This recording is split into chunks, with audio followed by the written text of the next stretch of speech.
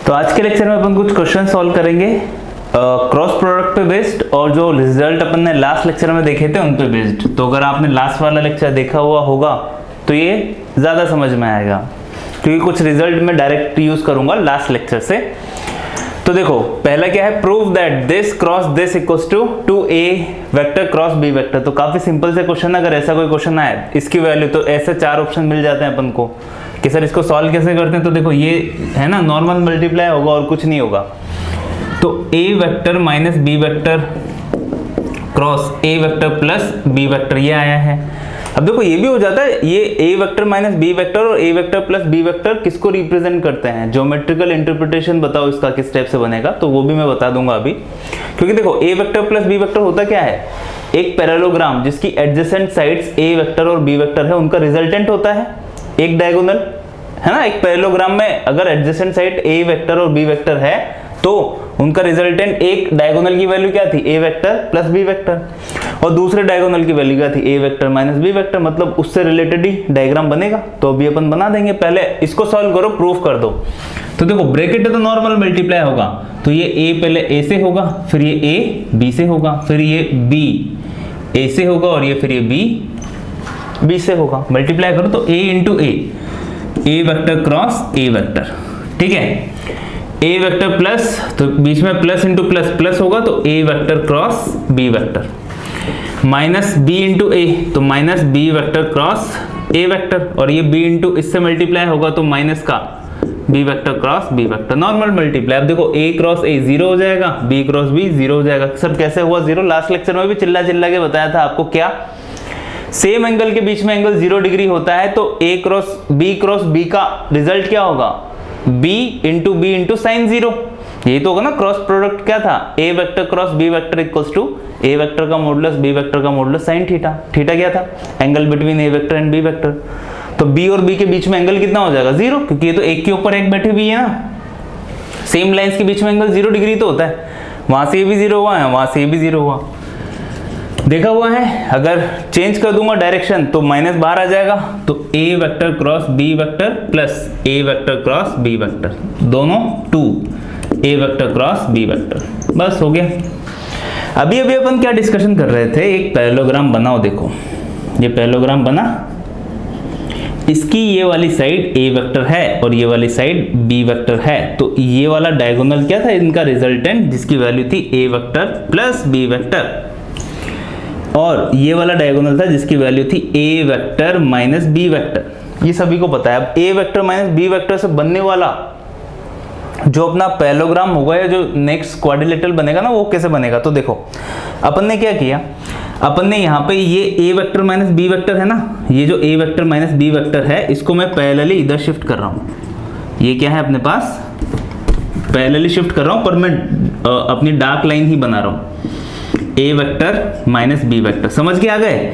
ये जो ए vector minus B vector है ना, इसको मैंने यहां से उठा के इधर शिफ्ट किया है और कुछ नहीं किया। और ये जो ए वेक्टर माइनस बी वेक्टर है इसको मैं यहां पे भी शिफ्ट कर सकता हूं, A vector minus B vector, इन दोनों को मिला दो तो ये क्या होगा। देखो इसको मैंने पैरेलली यहां पे शिफ्ट किया है, इसको उठा के मैंने पैरेलली यहां पे शिफ्ट किया, which is A vector plus B vector. तो अगर कुछ बोल दे, आपसे पूछ ले A vector minus B vector और A vector plus B vector से जो क्वाड्रिलेटरल बनेगा उसका डायग्राम बनाने की कोशिश करो, तो डायग्राम बनाने की अपन ने कोशिश की है और वो कुछ इस टाइप से नजर आया है। समझ आया होगा आपको, सिंपल सा क्वेश्चन है। आगे चलो नेक्स्ट क्वेश्चन में। Find a unit vector A vector such that, A एक यूनिट वेक्टर है, A vector is a unit vector, ये क्वेश्चन में दिया हुआ है। और क्या दिया हुआ है, A vector cross I cap plus 2 J cap plus K cap equals to I cap minus K cap. तो सबसे बेसिक मेथड, जो ट्रेडिशनल मेथड है ऐसे कैटेगरी के क्वेश्चंस को सॉल्व करने का, क्या है, ए वेक्टर को सपोज कर लो x I cap plus Y J cap plus Z K cap, 3 equation बनेगी, सॉल्व कर लेना। तो अपन इक्वेशन भी निकाल देते हैं। तो ए वेक्टर कितना हो जाएगा, X I cap plus Y J cap plus Z K cap, into दूसरा बीच में क्रॉस है I cap plus 2 J cap plus K cap, ये दोनों का क्रॉस मल्टीप्लाई कितना होगा, I cap J cap K cap. Determinant बना लो, X Y Z, X Y Z, इधर 1 2 1 1 2 1। इसकी वैल्यू किसके इक्वल है, I cap minus K cap के इक्वल। मल्टीप्लाई करेंगे आई कैप के साथ तो कितना होगा, y माइनस 2z, माइनस का जे कैप के साथ मल्टीप्लाई किया तो कितना होगा, x minus Z, x minus Z, plus का के कैप के साथ मल्टीप्लाई करोगे तो कितना होगा, 2x minus Y, 2x minus Y. ये आया इक्वल टू किसके इक्वल है, I cap minus K cap के इक्वल है। अब देखो इधर के एक्स आई जे और के कोफिशिएंट इक्वल टू इधर के आई जे और के कोफिशिएंट, बस आ गया, 3 इक्वेशन आएगी और you will get the result. तो इधर आई कैप का कोफिशिएंट कितना है, y माइनस 2z, तो y माइनस 2z की वैल्यू किसके इक्वल होनी चाहिए, इधर आई कैप का कोफिशिएंट है 1, उसके इक्वल होनी चाहिए। यहाँ पे जे कैप का कोफिशिएंट है, माइनस से मल्टीप्लाई कर दो तो जे कैप का कोफिशिएंट हो जाएगा z माइनस एक्स, है ना, मैंने माइनस का मल्टीप्लाई कर दिया। इधर जे कैप का कोफिशिएंट है ही नहीं, मतलब कितना है 0, ये दूसरी इक्वेशन हो गई। के कैप का कोफिशिएंट है इधर 2x minus Y, 2x minus Y equals to इधर के कैप का कोफिशिएंट है -1। तो ये तीनों इक्वेशन सॉल्व कर लोगे, you will get the value of x y z, तो वहां से आपको a वेक्टर मिल जाएगा। एक रास्ता तो ये है, दूसरा रास्ता बताओ सर, दूसरा रास्ता क्या है। देखो तो दूसरा रास्ता है ना, वो आपको तब आएगा जैसे देखो मैं इसका ये मेथड 1 था और जो मेथड 2 है ना, क्या है, a vector cross I cap plus 2 J cap plus K cap equals to I cap minus K cap, ये इक्वेशन दी हुई है। अब जो दूसरा तरीका है ना, मैं कंसिडर करूंगा कि ये है ना किसी से मल्टीप्लाई हो रहा है, ऐसा मैं कंसिडर करूंगा जे कैप से।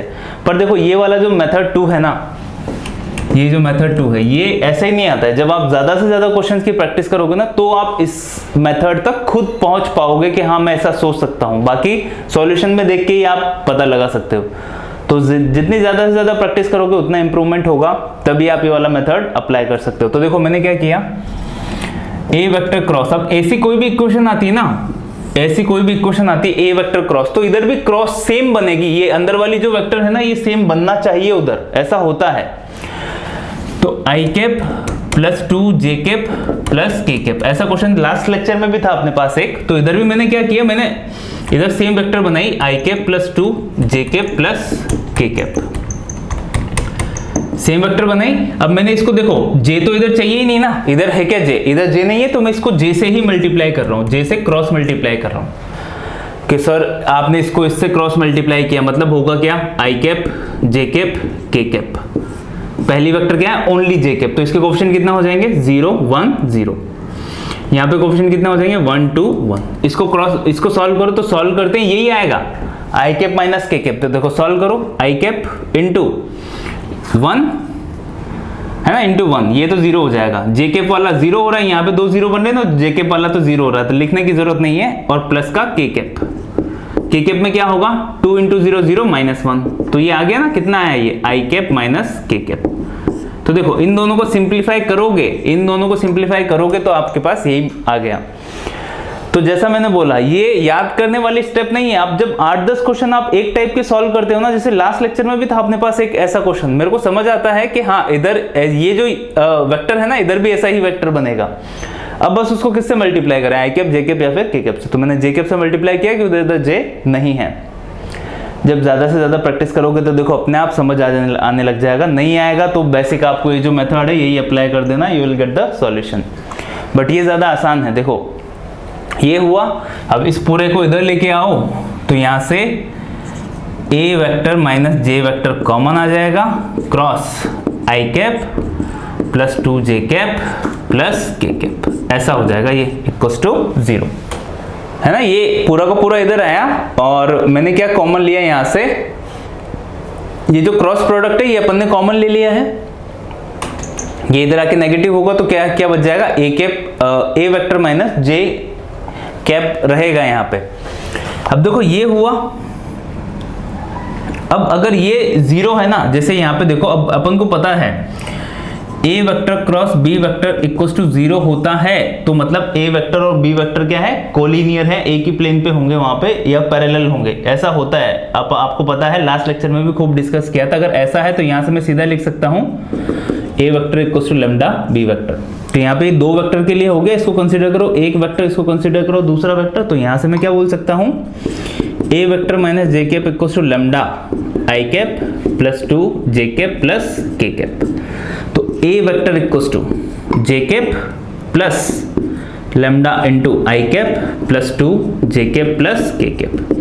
कि सर लेमडा की वैल्यू कैसे निकालेंगे, अभी भी ए वेक्टर तो आया नहीं। अब ए वेक्टर का मॉडुलस देखो, स्टार्टिंग में बोला हुआ था ए इज अ यूनिट वेक्टर, तो यहाँ पे ए वेक्टर का मॉडुलस कितना है 1। अब ए वेक्टर का मॉडुलस निकाल लो, तो देखो आई कैप का कोएफिशिएंट कितना है लेमडा, तो रूट ओवर आई कैप का कोएफिशिएंट है लेमडा, तो लेमडा स्क्वायर होगा, प्लस जे कैप का कोएफिशिएंट है, यहाँ पे जे कैप कॉमन आते ही 1 + 2 लेमडा हो जाएगा, तो 1 + 2 लेमडा का whole square, plus K cap का कोएफिशिएंट ओनली लेमडा है, तो lambda square equals to 1।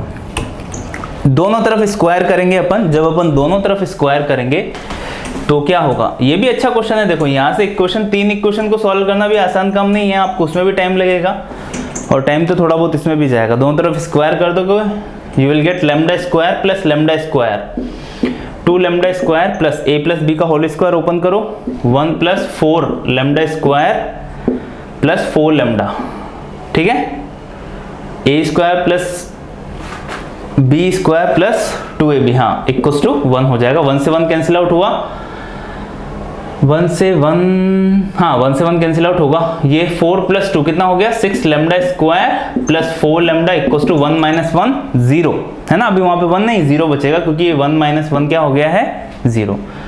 Lambda common आएगा, लेमडा कॉमन आने के बाद 2 कॉमन आके डिवाइड हो रहा है, इधर 0 की तरफ जा रहा है, तो यहाँ पे बचेगा 3 lambda plus 2 lambda equals to 0। तो एक तो लेमडा की वैल्यू 0 पॉसिबल होगी और एक लेमडा की वैल्यू है ना, लेमडा कॉमन आ गया है, लेमडा की वैल्यू क्या होगी -2/3। सो दो वैल्यूज के लिए आएगी अपने पास, तो लेमडा 0 पुट करते हैं। तो देखो ए वेक्टर, ऐसा कौन सा वेक्टर पॉसिबल हो सकता है, तो ए वेक्टर की वैल्यू क्या आई, एक तो ओनली जे कैप, जब लेमडा 0 पुट करोगे और लेमडा -2/3 पुट करोगे, तो जब लेमडा इक्वल्स टू -2/3 पुट किया तो जो ए वेक्टर है वो कितना हो जाएगा -2/3 पुट करेंगे जब अपन, तो यहाँ पे -4/3 तो जे कैप कॉमन आया 1 - 4/3 1 - 4/3, तो माइनस का जे कैप बाय 3 माइनस का 2 आई कैप बाय 3 और प्लस माइनस का 2 यहाँ पे कितना होगा, यहाँ पे हो जाएगा अपने पास 1 - तो 1 - तो पॉजिटिव होना चाहिए, 1 - 2 × 2 4/3, हाँ वो नेगेटिव है, ठीक है। तो यहाँ पे क्या हो रहा है, यहाँ पे हो जाएगा लेमडा की जगह -2/3, तो माइनस का 2/3 के कैप। तो ये देखो ए वेक्टर की एक वैल्यू ये पॉसिबल होगी, एक तो ये आ रही है ओनली जे कैप और एक आ रही है ये। अब यहाँ पे मॉडुलस 1 ही है, √1 + 4 + 4 √9/9 कितना हो जाएगा 1, तो मॉडुलस 1 ही है, तो एक ए वेक्टर ये होगा। बढ़िया क्वेश्चन है, ऐसे सिंपल क्वेश्चन पूछे जाते हैं। देखो सॉल्व करना थोड़ा सा डिफिकल्ट होता है, लगते सिंपल है बट आंसर फाइनल आंसर तक फाइंड आउट करना काफी मुश्किल होता है। फटाफट से आप सोच लेते हो कि हाँ इस टाइप से हो जाएगा, बट जब आप खुद सॉल्व करने जाओगे तो थोड़ा सा टाइम जरूर लगता है। तो फाइनल आंसर क्या है इसका, ये। उसके बाद एक क्वेश्चन और लिखा हुआ है, उसको भी फटाफट से सॉल्व कर देते हैं। जो नेक्स्ट क्वेश्चन है वो एरिया ऑफ पैरेललोग्राम या ट्रायंगल पे बेस्ड है। एरिया ऑफ पैरेललोग्राम क्या निकला था, A vector cross B vector. Area of triangle क्या निकल के आया था, 1/2 A vector cross B vector. तो वेक्टर एरिया ऑफ, एरिया में कोई वेक्टर वगैरह नहीं होता है, एरिया वेक्टर वाले फॉर्मूले से निकलेगा बस, एरिया तो एरिया होता है। क्वेश्चन क्या है, OA = A वेक्टर है, OB = OA की वैल्यू दी हुई है, देखो OA वेक्टर = A वेक्टर है और जो OB वेक्टर है वो है 10A vector plus 2B vector. OC vector की वैल्यू है B vector, where OCA are non-collinear points, non-collinear points है। P = area of triangle quadrilateral OABC, तो OABC बना दो, तो ये quadrilateral हुआ OABC, इसका एरिया। तो देखो OA की वैल्यू कितनी दी हुई है, A वेक्टर ये रही, OC की वैल्यू कितनी दी हुई है यहाँ पे, ये B वेक्टर इसने खुद ही दे दी, और OB की वेक्टर एक और दी हुई है, OB की वैल्यू, ये वाला जो OB वेक्टर है ना, इसकी वैल्यू भी दी हुई है कितनी, 10A vector plus 2B vector, ये हुआ। ठीक है, अब क्या पूछा उसने, P equals to area of quadrilateral OABC, है ना, मैं एरिया वगैरह कुछ नहीं लिख रहा हूं। P इक्वल्स टू क्या है, क्वाड्रिलेटरल OABC का एरिया, और Q इक्वल्स टू क्या है, parallelogram with sides OA and OC। OA और OC से बनने वाला जो पैरेललोग्राम होगा ना, उसका एरिया। तो देखो OA और OC एडजेसेंट साइड से, तो यहाँ पे Q जो होगा ना, Q तो मैं सीधा लिख सकता हूं A vector cross B vector का मॉडुलस होगा, क्योंकि A वेक्टर और B वेक्टर से बनने वाले पैरेललोग्राम का एरिया अपन को आ गया है, कोई दिक्कत वाली बात नहीं है उसमें। बट दिक्कत कहां पे अपन को, दिक्कत है P equals to quadrilateral OABC का एरिया। अब OABC उसने दिया हुआ नहीं है, पैरेललोग्राम ही होगा क्या, पैरेललोग्राम होता तो भी उसका एरिया कितना हो जाता, वही जो रिजल्टेंट है अपना A vector cross B vector का मॉडुलस। बट यहाँ पे ये जो क्वाड्रिलेटरल है ना, ये एक पैरेललोग्राम नहीं है, तो OABC का अपन को एरिया फाइंड आउट करना है। और फाइनल क्वेश्चन में क्या है, find lambda if P equals to lambda Q। तो P इक्वल्स टू यहाँ पे लैम्डा Q है, तो लैम्डा की वैल्यू बतानी है अपन को क्वेश्चन में। लास्ट लेक्चर में अपन ने एक फॉर्मूला और पढ़ा था, एरिया ऑफ क्वाड्रिलेटरल OABC या फिर ABCD, जिसके डायगोनल D1 और D2 हैं। तो modulus of D1 cross D2 भी क्या होता है, उसका एरिया होता है। तो यहाँ पे देखो एक डायगोनल है, अब ये अगर ओरिजिन है 0, तो A का पोजीशन वेक्टर A वेक्टर है, B का पोजीशन वेक्टर C का पोजीशन वेक्टर B वेक्टर है, और OB की तो इसने सीधी ही वैल्यू दे दी। तो यहाँ पे एरिया ऑफ क्वाड्रिलेटरल OABC कितना होगा, मोड के अंदर देखो पहला D1 इंटू D2 में यूज कर रहा हूं, पहला डायगोनल क्रॉस दूसरा डायगोनल, पहला डायगोनल OB में ले रहा हूं, OB वेक्टर क्रॉस दूसरा डायगोनल AC वेक्टर, ठीक है, नो प्रॉब्लम। OB वेक्टर की तो पहले क्वेश्चन में वैल्यू दी हुई है, OB वेक्टर पूरा दिया हुआ है, देखो कितना 10A vector plus 2B vector cross AC vector, तो C माइनस A तो B माइनस A हो जाएगा, B vector minus A vector. क्यों सर अब इसको कैसे सॉल्व करेंगे, अरे बेबी स्टार्टिंग में भी तो सॉल्व किया था ना, इसको इससे फिर इसको इससे, बस वैसे सॉल्व करो। तो इक्वल्स टू कितना हो जाएगा, मोड के अंदर 10A इंटू B, तो 10A vector cross B vector, ठीक है। उसके बाद 10A vector into A vector, वो 0 हो जाएगा, लिखने की जरूरत नहीं है, A vector into A vector वो 0 हो जाएगा। 2B इंटू B कितना हो जाएगा 0, और minus 2B vector cross A vector, ये और बनेगा। अब ये माइनस का 2, जैसे आप B क्रॉस A को A क्रॉस B करोगे, तो ये A क्रॉस B में चेंज होते ही माइनस हट जाएगा, तो ये 10 और 2 मिलके कितना हो जाएगा 12 A vector cross B vector, ठीक है। ये आया है 12, तो कांस्टेंट है, बाहर आ गया 12A vector cross B vector, ये निकल के आया है। ये किसकी वैल्यू थी, P। तो P इक्वल्स टू कितना आया है अपने पास, P इक्वल्स टू आया है अपने पास 12A vector cross B vector. अब जो Q था ना, वो A vector cross B vector था,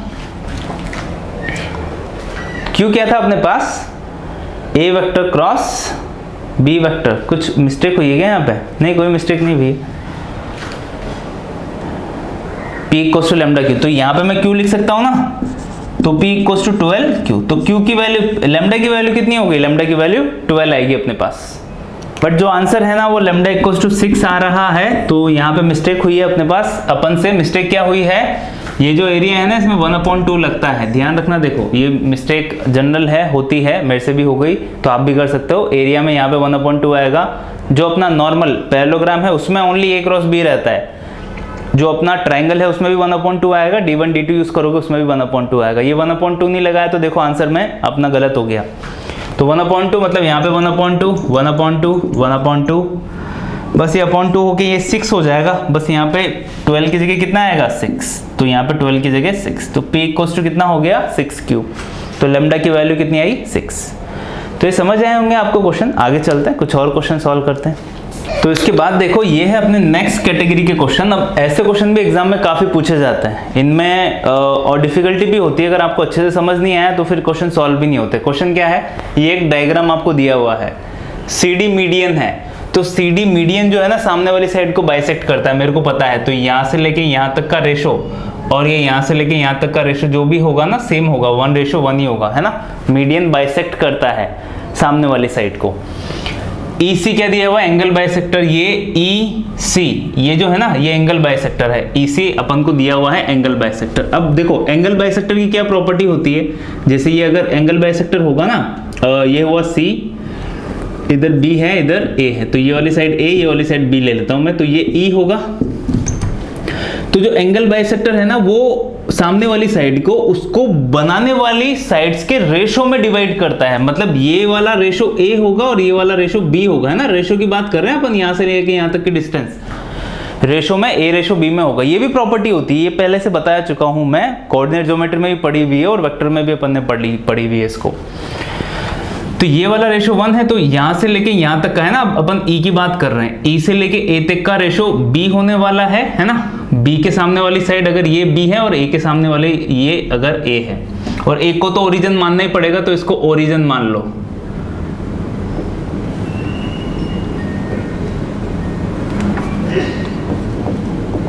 ये अपने पास ओरिजिन हो गया, C जो है ओरिजिन हो गया, है ना। ये A लेंथ की बात कर रहे हैं अपन, A का पोजीशन वेक्टर तो A वेक्टर ही होगा, B का पोजीशन वेक्टर तो B वेक्टर ही होगा। लेंथ की अपन बात कर रहे हैं, तो ये वाली लेंथ अपने पास है ना। हाँ मैंने A का पोजीशन वेक्टर A वेक्टर ही लिया है, B का पोजीशन वेक्टर मैंने B वेक्टर ही लिया है, उसमें कोई दिक्कत वाली बात नहीं है। बट A के सामने वाली साइड की लेंथ A है, B के सामने वाली साइड की लेंथ B है, तो यहाँ पे दोनों चीजें अलग अलग है, उसमें कंफ्यूज मत होना। समझ आया आपको क्या हुआ? आई होप आपको नहीं समझ आया होगा। तो अपन क्या करते हैं, अपन एक डायग्राम फिर से बना लेते हैं इधर, थोड़ा सा बड़ा वाला। ये C है ओरिजिन, ये अपन ने सपोज किया है, ठीक है। ये अपने पास इधर B है, डायग्राम जो दिया हुआ है, और इधर A है। ये एंगल बाइसेक्टर है, ये D है ना। तो ये यहाँ से लेके यहाँ तक की रेशो सेम होगा, और ये अपने पास सपोज करो ये एंगल बाइसेक्टर है E, मतलब यहां से लेके यहां तक का एंगल और यहां से लेके यहां तक का एंगल क्या है, सेम है। तो ये तो रेशो बराबर होगा, और ये जो E से A तक का है, तो अगर B के सामने वाली साइड की लेंथ B है, A के सामने वाली साइड की लेंथ A है, तो ये इसको B रेशो A में डिवाइड करेगा, नो प्रॉब्लम। अगर A का पोजीशन वेक्टर A वेक्टर है, B का पोजीशन वेक्टर B वेक्टर है, तो यहाँ पे D के कोऑर्डिनेट्स क्या होंगे, D के कोऑर्डिनेट्स मिड पॉइंट होगा A वेक्टर और B वेक्टर का, तो मैं सीधा लिख सकता हूँ A vector plus B vector upon 2। कोई दिक्कत इसमें, कोई दिक्कत वाली बात नहीं। पहले ये देख लो पूछा क्या है क्वेश्चन में, area of triangle ABC, area of triangle DEC equals to lambda this है, तो लैम्डा की वैल्यू बताओ क्या होगी। Find lambda if area of this into this equals to, ये दिया हुआ है। तो बहुत बढ़िया कैटेगरी का क्वेश्चन है। देखो D आ गया, उसके बाद E। अब E के कोऑर्डिनेट्स आप कैसे निकालोगे, तो E के कोऑर्डिनेट्स में देखो क्या हो रहा है। E के कोऑर्डिनेट्स में ये मैंने एक लाइन बना दी, यहाँ पे ये E पॉइंट है, यहाँ पे अपने पास ये वाला रेशो B है, ये वाला रेशो A है, और ये जो है अपने पास पॉइंट A है, ये वाला पॉइंट B है। इसका पोजीशन वेक्टर B वेक्टर है, इसका पोजीशन वेक्टर A वेक्टर है, ठीक है। तो E के कोऑर्डिनेट्स क्या होंगे, तो देखो इंटरनल सेक्शन यूज कर रहे हैं अपन, तो E equals to A into opposite A vector plus B into opposite B vector, तो A vector plus B vector upon A plus B ratio का सम। तो अगर मैं ये डायरेक्ट लिख देता तो मे भी आपको नहीं समझ में आता, बट आई होप अभी तो समझ में आ गया है, मैंने पूरा अलग से उधर एक्सप्लेन भी किया है। अब बात करते हैं अपन एरिया ऑफ ट्राइंगल ABC, है ना। पहले वाले की बात करते हैं, एरिया ऑफ ट्राइंगल ABC। तो वो तो कितना होगा, देखो दो साइड का मल्टीप्लाई, तो मैं ये वाली साइड का पोजीशन वेक्टर मेरे पास A वेक्टर है और ये वाली साइड का पोजीशन वेक्टर मेरे पास B वेक्टर है, तो मैं सीधा एरिया के लिए कितना लिख देता हूँ, 1/2 A vector cross B vector. कोई दिक्कत नहीं है इसमें, तो सीधा ही। और 1/2 आता है अपना जो ट्राइंगल होता है, वो जो अपन ने अभी इससे पहले वाले में मिस्टेक की थी, तो यहाँ पे 1/2 लगाना में अपन मिस्टेक नहीं करने वाले। तो ये तो मेरे को पता चल गया। अब दूसरा वाला ट्राइंगल है ना, ये डिफिकल्ट है। ये क्या है, एरिया ऑफ ट्राइंगल कौन सा ट्राइंगल है? EDC। तो EDC को मार्क करो पहले तो, EDC ये वाला है। तो दो साइड ले लो, एक तो मैंने कौन सी ली? CD क्रॉस, एक तो मैं ये वाली साइड ले रहा हूं CE। तो इसका एरिया कितना हो जाएगा? 1/2 CE क्रॉस CD। दो साइड कोई सी भी चाहिए CD। अब E के कोऑर्डिनेट्स भी हैं और D के कोऑर्डिनेट्स भी हैं, तो CD और CE लिखना ज्यादा आसान है, और अगर ये ओरिजिन है तो और भी आसान है, ओनली यही लिखना है अपन को। तो देखो ये तो सिंपल है, अब मैं इसको लिख रहा हूं, तो ये कितना हो जाएगा? 1/2 CD मतलब E माइनस C। अब E माइनस C क्या है? ये ओरिजिन है, तो -0 करने का कोई सेंस है क्या? कोई सेंस नहीं है, तो ओनली E के कोऑर्डिनेट्स लिख दो, जो भी है यहाँ पे वेक्टर फॉर्म में। तो E के कोऑर्डिनेट्स ये हैं, तो AA vector plus BB vector upon A plus B। यहाँ पे A प्लस B नॉर्मल वाला है, ध्यान रखना, क्रॉस CD में भी D तो है मेरे पास, और C क्या है? ओरिजिन। तो -0 करने का कोई सेंस ही नहीं है। अगर C के कोऑर्डिनेट्स कुछ और होते तो मैं फिर भी माइनस करता। तो यहाँ पे मैं सीधे D के वेक्टर्स लिख रहा हूं, वो कितना है? A vector plus B vector upon 2। No problem, ये मॉडुलस लगा हुआ है। अब इसको सिंप्लीफाई करना है, तो देखो A और B ये भी कांस्टेंट है और 2 भी क्या है? कांस्टेंट है। तो ये तो पूरा बाहर आ गया, 1/2 × 2 4 हो गया, और A प्लस B यहाँ पे मॉडुलस क्या है? कांस्टेंट है, तो ये भी मैंने बाहर निकाल दिया है ना, इसमें कोई प्रॉब्लम नहीं है। A और B रेशो है ना, कोई भी क्वांटिटी है जो अपन ने लिया था, यहाँ पे लेंथ ऑफ द साइड है, तो कांस्टेंट ही होगी, बाहर आ जाएगी। ये हुआ। अब यहाँ पे क्या होगा? अब बचा क्या? अंदर बचेगा A × A vector plus B × B vector cross 2 भी आ गया, ये भी बाहर आ गया, कितना बचा? A vector plus B vector. अब इसका क्रॉस प्रोडक्ट निकालना है, निकालो, मल्टीप्लाई करो, इतना सिखाया है आपको, तो वैसा का वैसा ही होगा, A प्लस B। ये A से मल्टीप्लाई होगा तो A vector cross A vector होगा, 0 हो जाएगा, लिखने की जरूरत ही नहीं है उसको। ये देखो मल्टीप्लाई में क्या कर रहे हो सर आप? पहले इसको और पहले इससे इसको, वही वाला जो 2 ब्रैकेट मल्टीप्लाई बचपन से सीखते आए ना अपन, वही अप्लाई कर रहे हैं, कुछ नया नहीं कर रहे हैं यहाँ पे, है ना। ऐसा नहीं है वेक्टर में कुछ नया आ रहा है, नहीं, वैसा का वैसे ही हो रहा है। तो A vector into A vector होगा, तो A vector cross A vector तो 0 होता है ना, 2-3 लेक्चर में पढ़ते हुए आ रहे हैं अपन, तो बार बार लिखने की जरूरत नहीं है, सीधा मैं 0 लिख रहा हूँ। 0 भी क्या, कुछ लिखने की जरूरत नहीं है। दूसरा देखो A vector into B vector, तो A बाहर आ गया, A vector cross B vector, no problem. दूसरा B इंटू A, तो यहाँ पे कितना हो जाएगा? बीच में साइन क्या आएगा? प्लस, तो ये कितना हो गया? B into B vector cross A vector, B vector cross A vector, ठीक है। और दूसरा B vector into B vector 0, लिखने की जरूरत ही नहीं है। ये हुआ, कितना हुआ? ये 1/4 A प्लस B। अब देखो यहाँ पे जैसे ही आपने इसको चेंज किया तो माइनस हो जाएगा ना, ये A क्रॉस B करने के लिए, तो यहाँ पे माइनस B हो जाएगा। तो यहाँ पे अंदर कितना बचेगा? चलो मैं एक बार पूरा ही लिख देता हूँ। यहाँ पे होगा अपने पास A into A vector cross B vector minus B into A vector cross B vector. Okay, अब दोनों में से A vector cross B vector common आ रहा है, तो A vector cross B vector को कॉमन ले लो। अब ये सब कुछ सीख गए हो आप, इसकी जरूरत नहीं है अभी। तो ये कितना आया?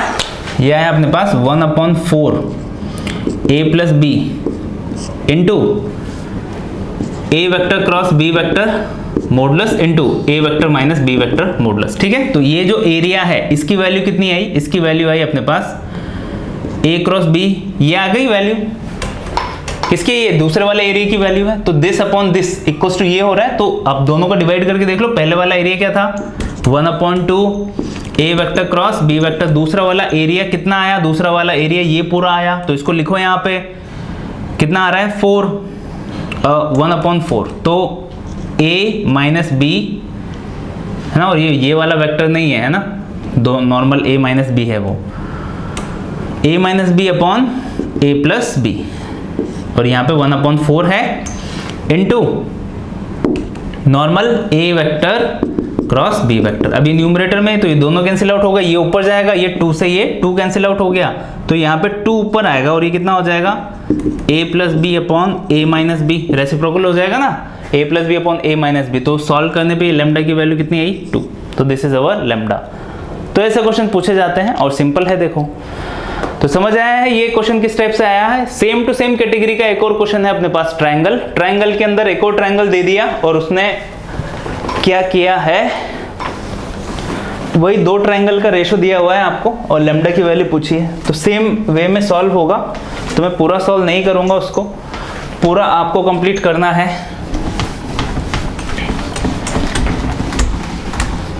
बट मैं इतना हिंट दे दूंगा कि आप खुद सॉल्व कर सकते हो उसके बाद। तो देखो मैं डायग्राम फिर से बना रहा हूं, बड़ा सारा डायग्राम इधर अपन फिर से बना रहे हैं इन ट्रायंगल ए बी और सी।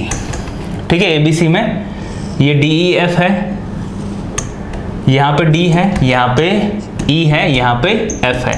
ये वाला रेशो n/1 दिया हुआ है, ये वाला रेशो n/1 दिया हुआ है, ये वाला रेशो n/1 दिया हुआ है। ठीक है, अगर मैंने इसको ओरिजिन सपोज कर लिया है, A को मैंने ओरिजिन ले लिया है, ठीक है, ये ओरिजिन ले लिया, तो इसका पोजीशन वेक्टर की बात हो रही है, कितनी हो जाएगी B वेक्टर, इसकी पोजीशन वेक्टर कितनी हो जाएगी C वेक्टर। नो प्रॉब्लम, मैंने वही लिया है, C-0 तो C वेक्टर, B-0 तो B वेक्टर।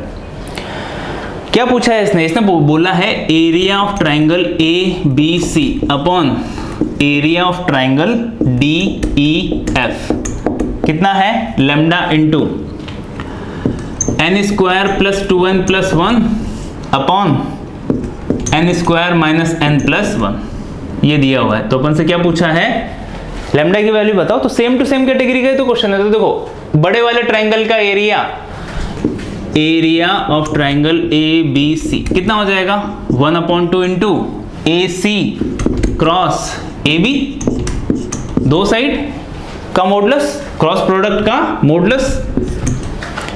अब देखो, अब सब्ट्रैक्ट करो, C वेक्टर ही होगा, B - A कितना होगा, B वेक्टर ही होगा। तो ये तो कितना आ गया, 1/2 B vector cross C vector या C vector cross B vector. ये तो निकल गया। सारी की सारी गणित किसमें लगानी है आपको, इसमें DEF में। अब देखो DEF में निकालने के लिए D भी निकालना पड़ेगा, E भी निकालना पड़ेगा, F भी निकालना पड़ेगा। तो सबसे पहले तो D निकालो। D के कोऑर्डिनेट्स क्या होंगे, तो D निकालने के लिए n into B vector, NB vector plus 1 into 0 ही हो जाएगा अपॉन n+1। तो ये D आ गया। उसके बाद E निकालोगे तो E इक्वल्स टू कितना होगा, n इंटू C वेक्टर, तो n C vector plus 1 into B vector, तो B वेक्टर अपॉन n+1। ये क्या आ गया अपने पास, E। ऐसे ही F निकालो, इंटरनल डिवीजन यूज कर रहे हैं अपन। F इक्वल्स टू कितना हो जाएगा, n इंटू 0 लिखने की जरूरत नहीं है, 1 into C vector upon 1 plus n, ये n+1। ABC तीनों आ गए। अब के सर कौन सी साइड्स लें, तो कोई सी भी दो साइड ले लो। मैंने ये वाली और ये वाली साइड ले ली। तो एरिया ऑफ ट्राइंगल DEF कितना हो जाएगा, 1/2 इंटू DF क्रॉस DE। कोई प्रॉब्लम, कोई दिक्कत नहीं है सर, समझ गए। DF cross DE, DF cross DE कि सर मैं ED क्रॉस EF नहीं ले सकता था क्या, ले लो ना, जो आपकी इच्छा हो वैसे सॉल्व करो, कोई दिक्कत वाली बात नहीं है। बस देखो दो एडजेसेंट साइड्स होनी चाहिए, तो मैंने दो एडजेसेंट साइड्स ले ली। अब इनकी वैल्यू अपन को निकालनी पड़ेगी, कहां से, यहां से। इक्वल्स टू 1/2 मोड के अंदर ये कितना हो जाएगा, तो देखो ये अभी ऐसे सॉल्व नहीं होगा। अब यहाँ पे ओरिजिन नहीं है, यहाँ पे F की भी वैल्यू है, D की भी वैल्यू है, E की भी वैल्यू है। तो इसको कैसे सॉल्व करोगे, F - D, ऐसे ही होगा ये F - D cross E - D equals to 1/2 F की वैल्यू ये रही, C अपॉन n+1, D की वैल्यू ये रही, NB upon n+1 cross E की वैल्यू ये है, NC vector plus B vector upon n+1 minus D vector which is NB vector upon n+1। ठीक है, कैमरा तो चालू है ना, हाँ भाई कैमरा चालू है। एलसीएम सभी का सेम हो रहा है, तो एलसीएम तो बाहर निकाल दो। n+1 यहाँ से भी कॉमन आके और यहाँ से भी कॉमन आके बाहर आ गया, तो मैं सीधा क्या लिख सकता हूँ, 1/2 इंटू n+1। कॉन्स्टेंट है n, तो कोई दिक्कत वाली बात नहीं। यहाँ पे कितना होगा, C vector minus NB vector cross यहाँ पे N C vector plus B vector minus N B vector. ठीक है, बी वेक्टर आपको कॉमन लेना पड़ेगा यहां से, देखो दोनों का एलसीएम सेम था तो ऊपर वैसा का वैसा आ जाएगा 1/2 n + 1। ये आपको सिंप्लीफाई करना है, मैं बस यहीं तक छोड़ रहा हूं, खुद आप सॉल्व कर सकते हो इसके बाद। C vector minus N B vector, ये होगा क्रॉस। यहाँ पे देखो जैसे ही आप एन सी वेक्टर, जैसे ही आपने कॉमन लिया कितना, बी वेक्टर कितना हो जाएगा, plus B vector into 1 minus N, ऐसा हो जाएगा। ठीक है, ये अभी ब्रैकेट है क्योंकि ये इसके साथ अपना मल्टीप्लाई होगा मॉडुलस। चलो इसको कर ही देते हैं पूरा सॉल्व, है ना, पूरा सॉल्व। अब ये, हाँ ये सब आ गया है तो ये सब मैं हटा रहा हूं। ठीक है, वैसे भी क्वेश्चन एक बार उधर लिखा हुआ ही है, तो इसकी वैल्यू आ गई थी अपने पास और अपन इसकी वैल्यू फाइंड आउट कर रहे हैं।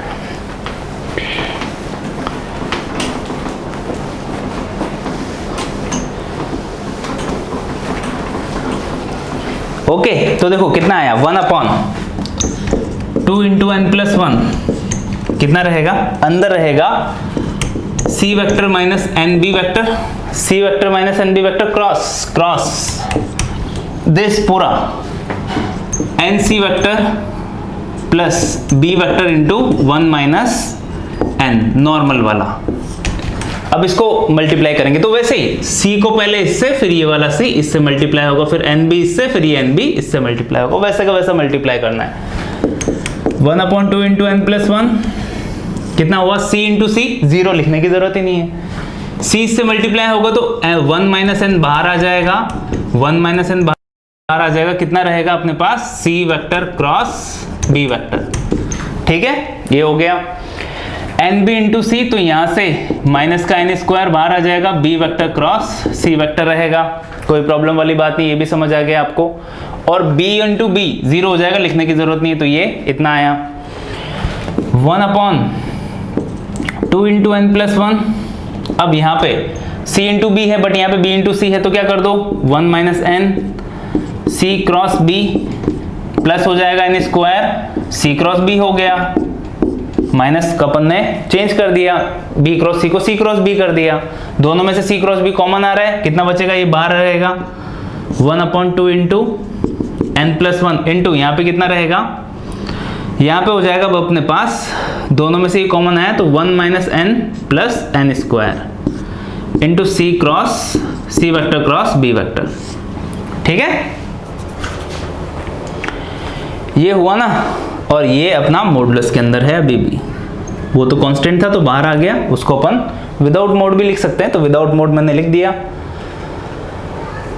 ओके, तो यहाँ पे अपने पास n square minus 2n, n square minus n + 1, तो ये तो बन गया, but n square plus 2n + 1 नहीं बना, तो वो क्यों नहीं बना,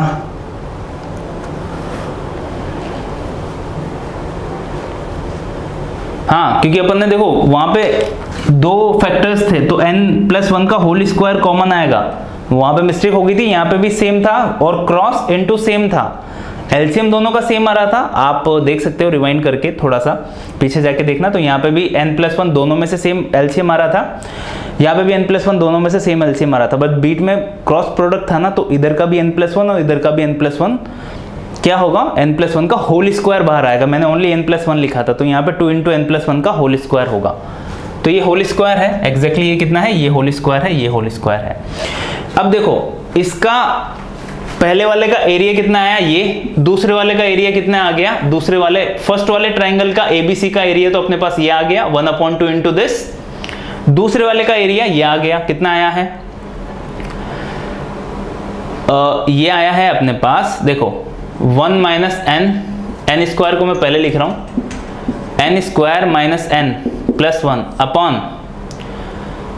upon n square plus 2n + 1 into 1/2 into c vector cross b vector. मैंने अच्छे से जमा के लिखा है ताकि आपको समझ में आ जाए। ये देखो ये इससे ये कैंसिल आउट हुआ, 1/2 से 1/2 कैंसिल आउट हुआ, सेम ये रेसिप्रोकल ऊपर चला जाएगा, n square plus 2n + 1 upon n square minus n+1 ये निकल के आएगा। मतलब कुछ नहीं है, डिवाइड किया तो बाहर लैम्डा की वैल्यू जो है ना वो कितनी होगी 1, क्योंकि सेम ही आ गया अपने पास, अपन ने दोनों ट्रायंगल के एरिया को डिवाइड किया ना तो लैम्डा की वैल्यू यहाँ पे 1 निकल के आई है, बाहर कुछ भी नहीं है। तो ये दोनों क्वेश्चन भी रिलेटेड थे और अच्छी कैटेगरी के क्वेश्चन थे, ऐसे क्वेश्चन भी पूछे जाते हैं एग्जाम में। आई होप ये जो दोनों क्वेश्चन थे ये भी आपको समझ आए हैं अच्छे से। तो आज के लेक्चर में बस इतना ही। Thanks for watching, do subscribe the channel. अगर लेक्चर्स अच्छे लग रहे हैं तो अपने फ्रेंड्स के साथ भी शेयर कीजिए। Thank you.